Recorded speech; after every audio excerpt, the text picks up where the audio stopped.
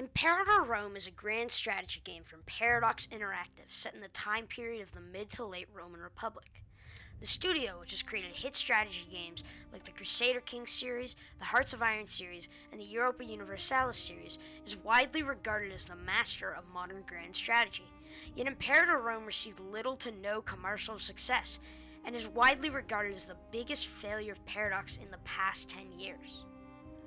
But I believe it didn't have to be. Hello, I am the Mighty Antarius, and I want to explain why Imperator Rome failed to gain widespread popularity, what its actual gameplay is like, and what Paradox should do to fix it.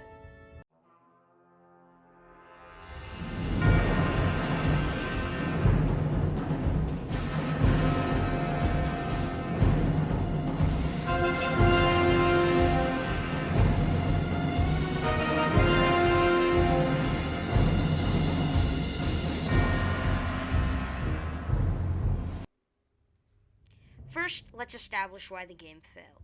Imperator Rome was a huge failure commercially for Paradox.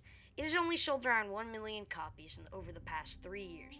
For comparison, Hearts of Iron 4 sold over 3 million copies in the same time, and also released 4 highly successful and widely purchased DLCs. Hearts of Iron 4 came out in 2016, so clearly Paradox has a problem with Imperator if it was getting outsold 3 times over by an older game. So what caused this? The initial Paradox PR campaign was, in my opinion, actually rather good. Paradox as a company understands the power of modern influencer marketing and sponsored many influential YouTubers to build up hype pre-launch like many a true nerd. This campaign, however, had a glaring flaw. In YouTubers' pre-release videos, a lot of bugs were clearly visible, and unfortunately, things only got worse on launch day. People found on release there were multiple major bugs involving manpower rounding, the military system, and the political system that unfortunately made the game completely unplayable. Think of it like the Cyberpunk 2077 of Paradox games. These bugs ultimately ended up killing the hype for the game, and after initial release, Paradox ended up fixing most of these bugs and completely overhauling and revamping the military system in the Marius 2.0 update. But these changes were too little too late, as people had already lost faith in Imperator Rome as a brand. After saying all this, however, after playing the game for around 25 hours, I've tried my best to take an objective look at all the aspects of its game and its many different systems. The game, like most other Paradox games, primarily revolves around the military-economic dynamic, but I want to take a look at the systems that make up each of these aspects. So without further ado, let's talk gameplay. One of the main things that it appears Paradox focused on in its development of Imperator is the economy system. The economy system in Imperator Rome is completely unique for a Paradox game. It works by giving unique buffs and bonuses for resources and resource surpluses in an individual province. Resources can be imported and exported through money, which is used for events, building ships, and legion and levy upkeep. The system ultimately works really well together to form an engaging economic world with diverse and dynamic trade. Another system that is well made in Imperator Rome is the religion system. In the religious system, you can have a series of gods determined by your culture, and these gods can give you buffs. These buffs can range from military-related, like army morale, to population-related, like freeman happiness. That brings us to the population system, which is also a very well thought out system of play. In Imperator Rome, each of your pops are divided into one of 5 classes. Nobles generate research points and trade routes. Citizens generate research points, trade routes, and manpower. Freemen generate manpower and tax income. Tribesmen generate manpower and tax income. And slaves generate tax income and additional trade goods. These pops also each have their own culture and religion, which will affect their happiness.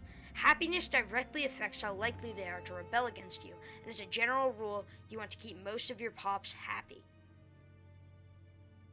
The building system is very simple, and it is essentially just spending money to build new buildings or ships. These buildings will generate different things for your nation. The only system that I would truly say is bad, the political system. The defensive leagues mechanic is far too aggressive and will happen regardless of your expansion. The claim fabrication system is far too cheap and doesn't expire quick enough, meaning that fabrication on your neighbors at all times is rather common. This system feels less well thought out than the other systems. The military system is a very important part of a Paradox game, and while I wouldn't say that Imperator Rome knocks it out of the park, I would certainly say it is still enjoyable. Troop raising is done by raising levies or building legions. Levies are determined by pops, and legions are manually recruited. In terms of the actual combat itself, it offers a Crusader Kings-like system with the option to choose the location of troops on the front, wings, or back. Then you may select a strategy. These strategies have buffs and debuffs against each other, offering for a unique strategic challenge.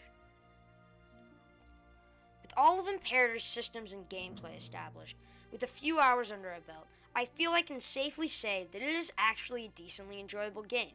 While I'm not sure if I would recommend it for the full $80 Canadian price tag, I will say it is better than one might expect. Now, let's talk about how to improve it.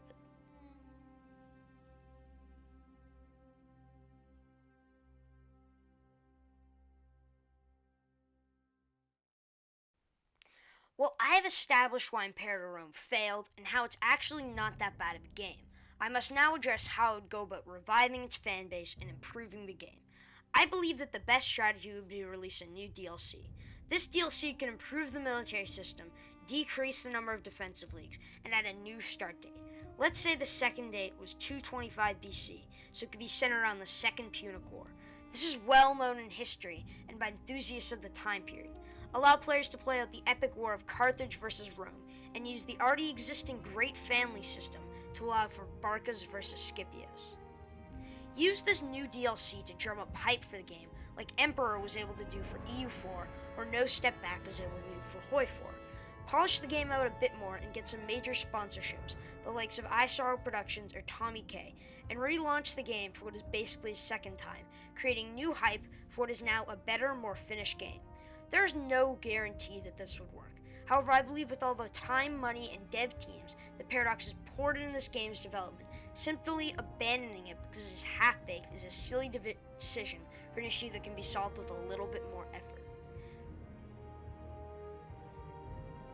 Imperator Rome has real potential, and I hope that someday soon the Paradox community realizes it. If you enjoyed the video, please subscribe and like, as I would really appreciate it. I'm currently working on more speedrun videos, and I'm actually running in Imperator Rome has inspired me to make this video. However, I might shift my focus to Crusader Kings 3, so I'm more familiar with the game while I learn Imperator Rome better. In the meantime, I'll keep you posted, and